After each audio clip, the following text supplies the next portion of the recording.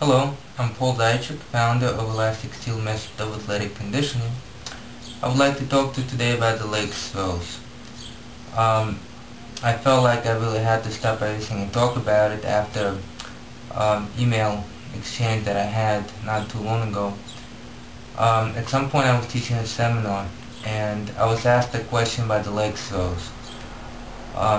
And I explained that leg throws could be very dangerous for someone's back, especially if this person is not trained.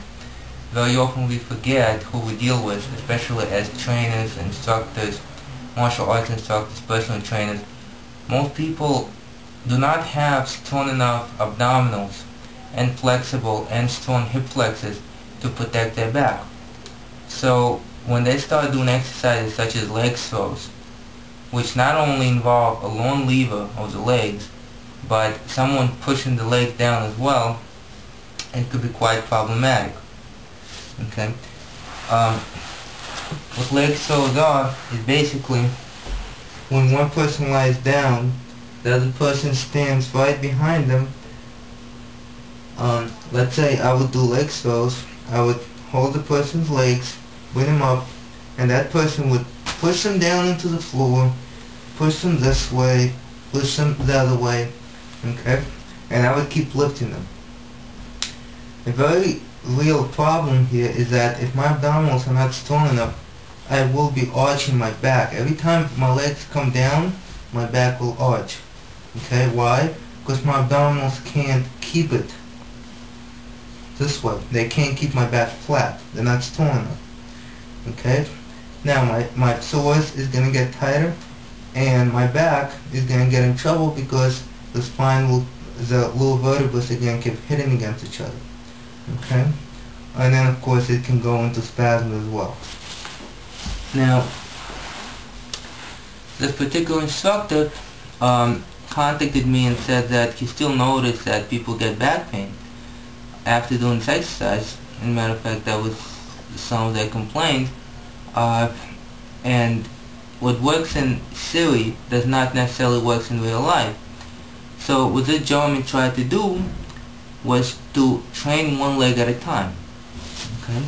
So, which was creative thinking, but it didn't really work in real life, as he realized later on. And then I told him what happened. What he did was he had people do one leg raise at a time for a while, and then once they were able to do many repetitions, he had them lift both legs. Well, the problem is when you lift one leg like that, you work your hip flexors, but you do not work your abdominals. Okay? When you lift both legs, you work your hip flexors, and now you engage your abdominals. Your abdominals only get engaged if it has something to do with the movement of your pelvis or the movement of your spine. Your hip flexors get engaged when your hip articulates. So one leg at a time, it's articulation of your hips. Two legs together, it's your abdominals. Same thing is even in sitting position. My abdominals are loose. I'm lifting my legs, my abdominals are loose. But the second I lift both legs, my abdominals have to contract, because what they prevent from happening is from my pelvis shifting, and abdominals keep the pelvis in place. Okay, so it's very important to prepare for this exercise, especially with abdominal exercises. Simple exercises such as basic crunch, and then after maybe a month or so of doing the crunch, basic reverse crunch will develop the abdominals. Now, if you're going to do leg throws later on side to side, do the crunch with a small twist, do the reverse crunch with a small twist. Okay, that will help as well. But one leg raises at a time do not do much for your abdominals. Right now, of course, I feel it because my upper body is up. But if my upper body is on the floor and I'm lifting one leg, nothing's happening here. Okay? Now, another very important exercise is to make sure that your hip flexors are loose, torn but also stretched. The reason for that is, if your hip flexors are tight, at some point you will begin to arch. No matter how strong your abdominal is, you will begin to arch because your hip flexors are not allowing to go to the floor. They're not stretching enough. So you need to do hip flexor stretching exercises. There's many of them. This is one potential that you can do.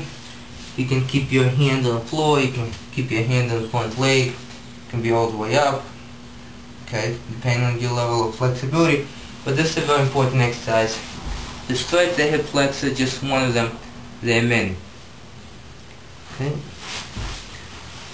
Now, having said all that, for someone who does not have the time to do the crunches, reverse crunches, crunches with a twist, what you can do is you can start with a high position and lower the leg as low as possible and bring them back up.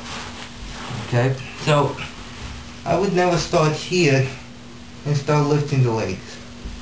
I really wouldn't, because a lot of people, when their legs are on the floor, there's a huge arch here, possibly due to lack of strength or flexibility in hip flexors, possibly due to abdominal strength, but there's a huge arch, and every time they bring the legs up, this place gets in trouble little by little. It creates problems. So bring the legs up, make sure the back is flat, and lower the legs only to the point where the back is in contact with the floor. Once there's an arch and the back comes off the floor, you stop, and you try not to go to that point. So this is fine. To get stronger, you can bring the legs lower. To get even more strength, you can bring them to the floor and still maintain contact with the floor. Okay? If you're going to keep your body up, your abdominals are already contracted because the upper body's up, so you put a little bit more pressure on your abdominal. You can keep your head on the floor and do this exercise like so.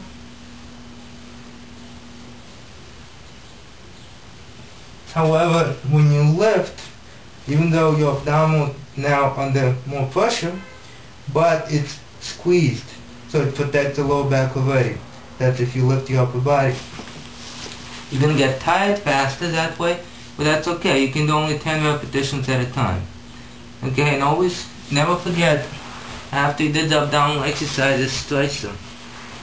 So Cobra being one of the abdominal stretching exercises. You don't have to go too high. You can even stay here. But come up high enough just to feel the stretch in your abdominals. Maybe turn to one side and get a little bit stretch on one side and turn to the other side. Okay? This is after the abdominal work, very important. Stretching the abdominals just like any other muscle. Okay? So, hopefully we learned something. See you next time.